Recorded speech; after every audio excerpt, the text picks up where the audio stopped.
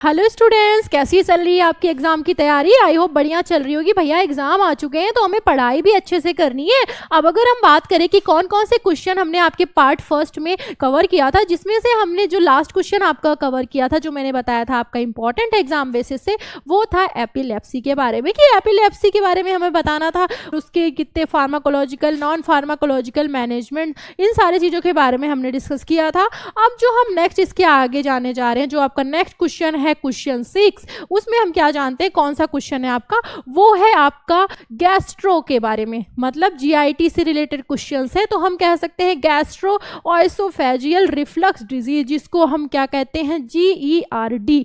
2 marks में इसके full form पूछे जा सकते हैं GERD के, तो इसको भी एक बार आप पढ़ लेना, क्योंकि ये MCQ में आ सकता है, तो इसको भी आपको तैयार रखना है।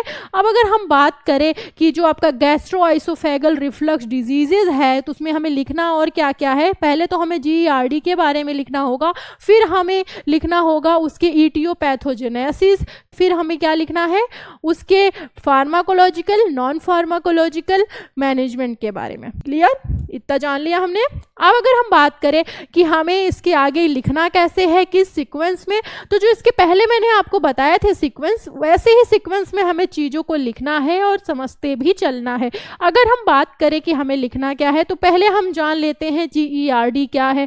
तो GERD में आपको पता है क्या होता है, इसमें GERD जो डिजीजेज होती है, इसमें क्या होता है, ये स्टमक में आपके जो एसिड होता है, वो क्या होता है, एसिड जो होता है मूव अप होता है, किससे, आपके जो ऑयसोफेगियल होते हैं उसमें क्या होता है, इरिटेटिंग होती है लाइनिंग में, तो ये सारी आपकी दिक्कतें आती हैं।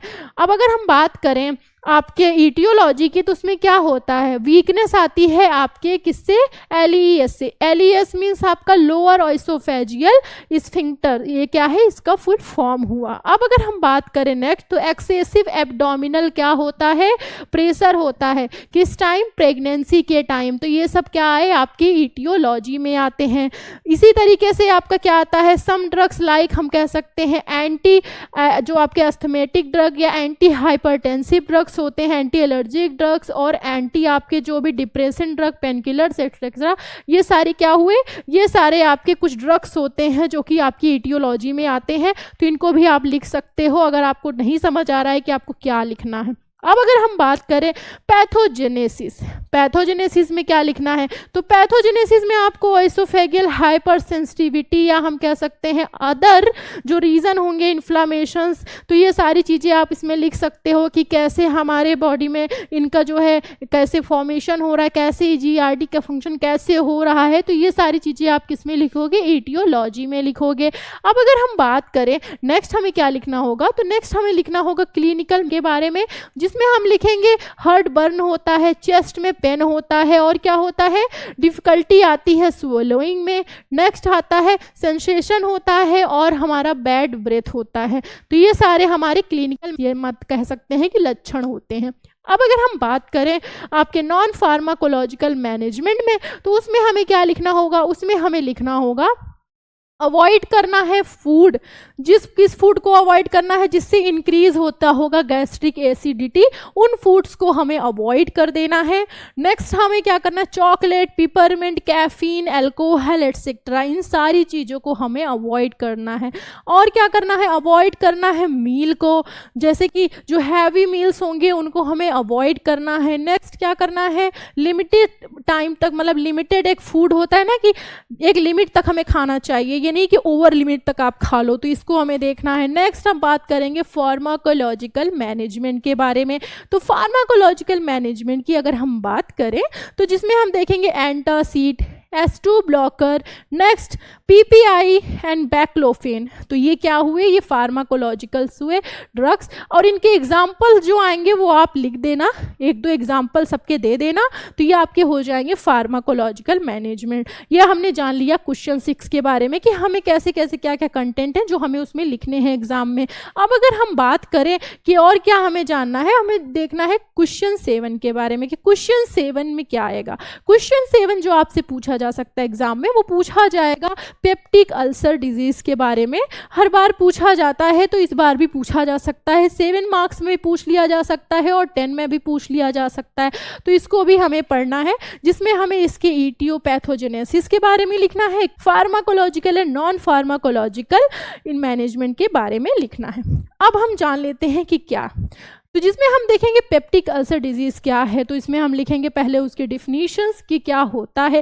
तो जिसमें हम लिखेंगे जो पेप्टिक अल्सर होता है वो किस कंडीशन में होता है, उस कंडीशन में तो वाउंड और सोर डेवलपमेंट होता है जब आपकी लाइनिंग में, तो उस कंडीशन में आपके जो आइसोफेगल जो स्टमक या हम कह सकते हैं स्मॉल इंटेस्टाइन होते हैं, तो उस कंडीशन में ये आपको दिक्कतें आती हैं। तो अब अगर हम जाने कि नेक्स्ट क्या होता है तो ईटियोलॉजी लिखेंगे, जिसमें आप देख सकते हो ईटियोलॉजी में हम क्या लिखेंगे, पायलोरी, जिससे क्या होता है कॉज हो जाता है इन्फ्लामेशन। किसमें कॉज हो जाता है, आपके जो भी पायलरी होते हैं उसमें इन्फ्लामेशंस कॉज हो जाते हैं। पेप्टिक अल्सर मीन्स क्या, पेप्टिक अल्सर मीन्स बाउंड हो जाता है आपके स्टमक या स्मॉल इंटेस्टाइन, मान लीजिए कि बाउंड हो गया, तो इस कंडीशन में ये चीज़ होती है। अब अगर हम बात करें पैथोजेनेसिस क्या होता है, तो पैथोजेनेसिस में क्या देखेंगे, पेन होता है आपके स्टमक में, और क्या होता है, डिसऑर्डर्स होते हैं, हार्ट बर्न होता है, हार्ट बर्न होने के बाद एपिटाइट होता है, चेंजेस आते हैं कुछ, तो ये सारे आपके किस में आ रहे हैं, ये सारे आपके पैथोजेनेसिस के कंडीशंस हैं।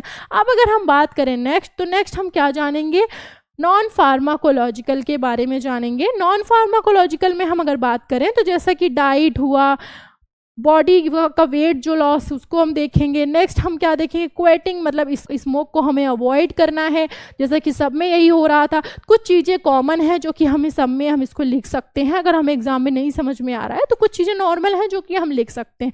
अब अगर हम फार्माकोलॉजिकल की बात करें तो फार्माकोलॉजिकल में जैसे कि एंटासिड, H2 ब्लॉकर हुआ आपका, PPI and protective drug, and ये सारी चीज़ें हम इसमें लिख सकते हैं। जैसा कि इसके पहले भी आपने देखा होगा जो आपके GERD था उसमें भी फार्माकोलॉजिकल मैनेजमेंट में आपके H2 ब्लॉकर था, एंटासिड था, कुछ ड्रग्स थी जो कि इसमें भी क्या है, सेम है। तो दोनों को आप देखकर लिख सकते हो, याद कर लोगे तो दोनों को भी आप ऐसे लिख सकते हो। तो ये हमने जान लिया आपके क्वेश्चन 7 के बारे में। अब हम आगे बढ़ते हैं, अब हम जानते हैं क्वेश्चन 8 के बारे में। क्वेश्चन 8 हमारा क्या है, क्वेश्चन 8 में हम जानेंगे डिफाइन आयरन डिफिशियंसी। अब हम जान लेते हैं आयरन की डिफिशियंसी जब होती है एनीमिया में तो क्या होता है, और उसके बाद वही चीज़ है ईटियोपैथोजेनेसिस, फार्माकोलॉजिकल, नॉन फार्माकोलॉजिकल मैनेजमेंट। तो वैसे ही सेम सीक्वेंस में हमें लिखते जाना है, लिखना है इसको। अब अगर हम बात करें क्या होता है, तो आपको भी पता है कि आयरन की डिफिशियंसी, जब हमारे बॉडी में ब्लड की डिफिशियंसी हो जाती है, कमी हो जाती है, तो उस कंडीशन में ये चीज़ें होती हैं। अब अगर हम बात करें कि ईटियोलॉजी, तो लैक ऑफ आयरन की कमी।